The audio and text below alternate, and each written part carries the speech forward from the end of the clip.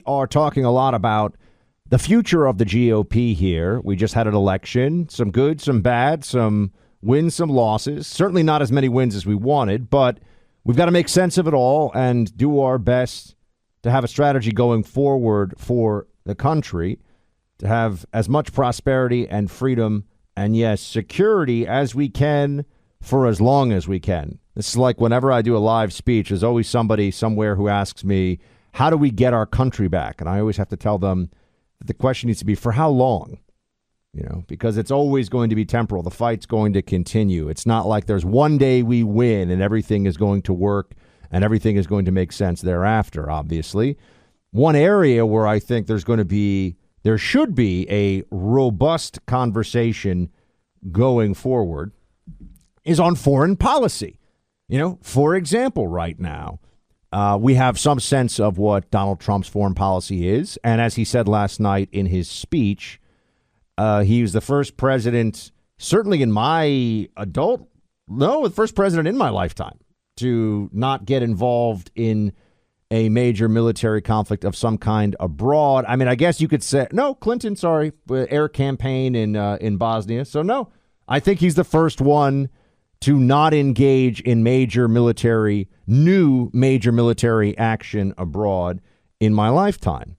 And even in Clay's lifetime. I mean, which is saying a lot. So here we are looking at the DeSantis possibility in the primary, and people are asking a question, totally fair one.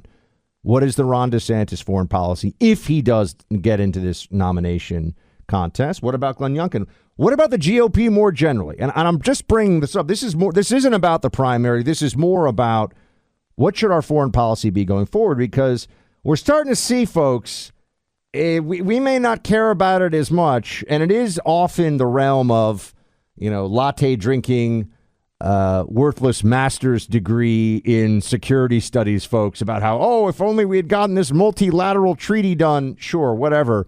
But what you saw yesterday in Europe, in the European theater of the Ukraine-Russia conflict, was a bit of a wake-up call in that we talked about the breaking news on the air. I will say, Clay, we were right in assuming right away that it was not a Russian attack. I said, if anything, this is just collateral damage. Missiles can go hit the wrong place, hit the wrong thing, can malfunction. And it wasn't even that. Here we have the NATO chief Jens Stoltenberg saying that the missile strike in Poland was actually probably caused by a Ukrainian air defense missile that landed in Poland by accident. Play 20. Our preliminary analysis suggests that the incident was likely caused by a Ukrainian air defense missile fired to defend Ukrainian territory against Russian cruise missile attacks. But let me be clear, this is not Ukraine's fault.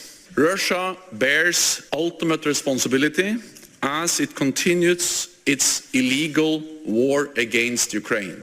Okay, Clay, so this is interesting for a number of reasons. For one thing, automatically, everyone goes, wait a second, if Russia fired a missile into Poland, which this never would have made sense, because if Russia's going to fire stuff at Poland, it's going to be a lot more than a missile, right? If they're going to try to expand the conflict.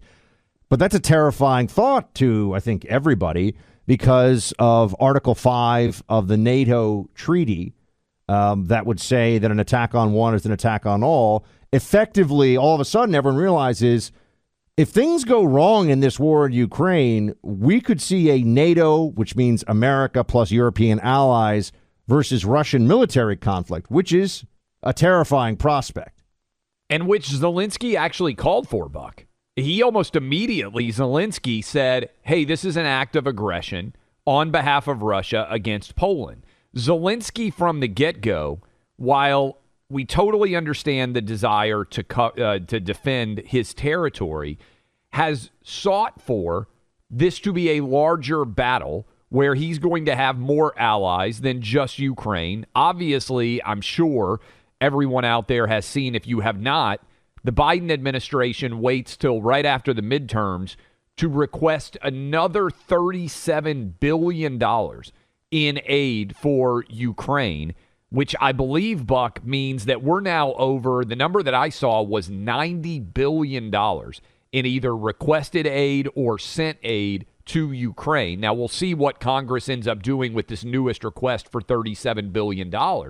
But to put that into perspective, according to the data, that's more than Russia spends every year on its military, which is kind of wild to think about. I mean, $100 billion, as we're approaching $100 billion, for Ukraine to defend itself is not, I mean, this is big dollars that we're now committed.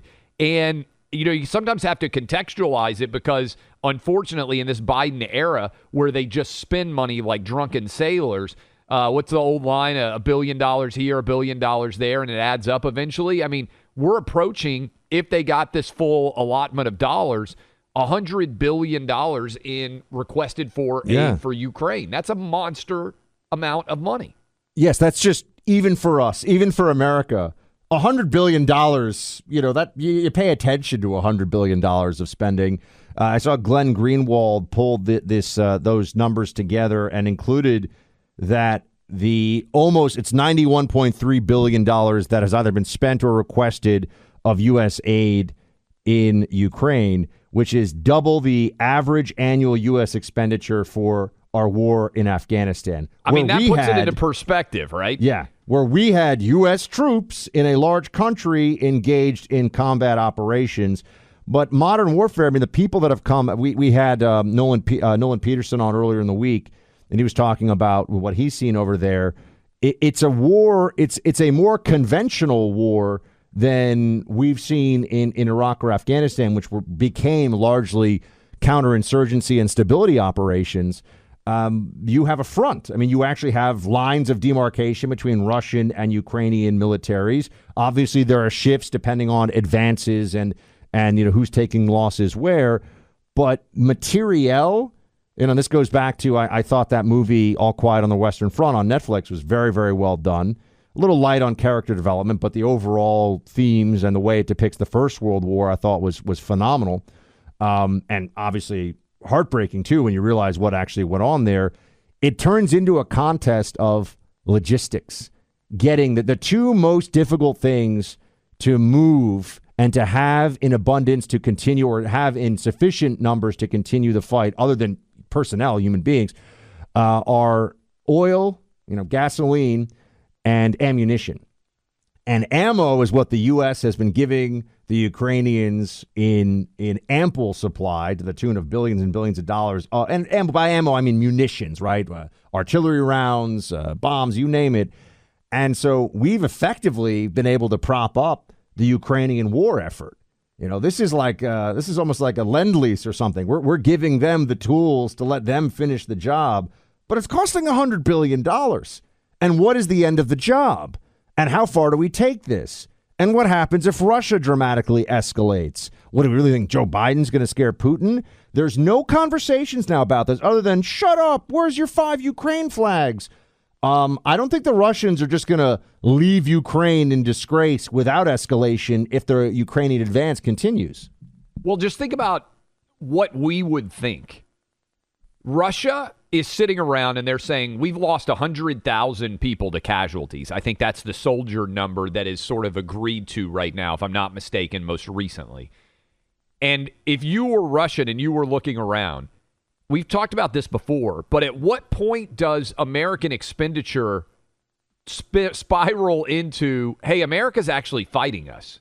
Because if we're spending more for Ukraine than Russia typically spends in a year on its military, which is one of the data points that I've seen out there, I'm sorry, I would consider that to be an attack against Russia if I were Russian right now and Americans are spending $100 billion for my adversaries. One of the best moments in Trump foreign policy, and this was the real presidential decider stuff, was when he turned Soleimani into particulate matter, and Qasem Soleimani had been involved in, we could do a whole show on all the stuff that he'd been doing in the Middle East and all the terrorist support and everything he'd done that was bad.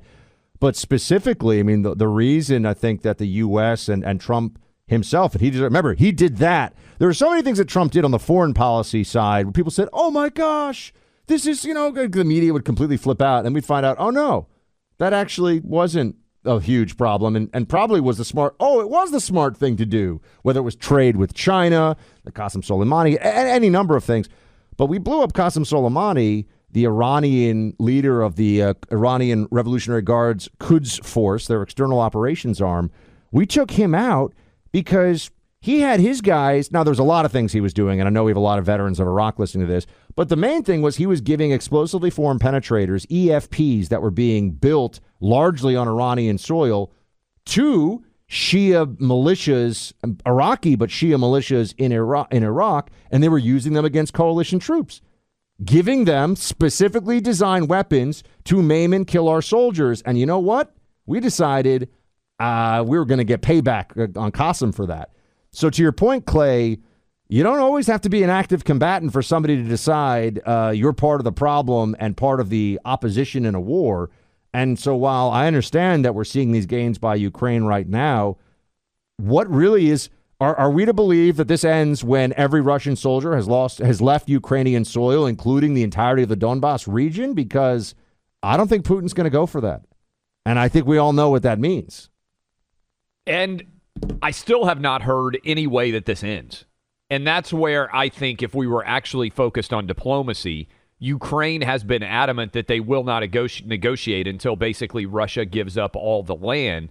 That could take years. So how committed and for how long is the United States to this aspect of foreign policy, particularly when it's costing $37 billion and we're now over $90 billion in requested aid? And again, I don't think this is a surprise. Just think about all the things that have happened. Maybe we can talk about this when we come back. I mean, the student loan initiative gets struck down as unconstitutional, which we told you that it was. You've got this SBF guy in the crypto funds gives $40 million to Democrats a couple of days after the midterms. That all blows up. And now we got $37 billion more requested for Ukraine after we had a scare about potentially NATO getting involved over missiles landing in Poland and killing people. This is nerve-wracking. And there's a lot of bad news that, go figure, suddenly comes out for the Democrats within a couple of days of the midterms officially being over. That's intentional. They definitely did not want it known that they wanted $37 more billion for Ukraine headed into the midterms.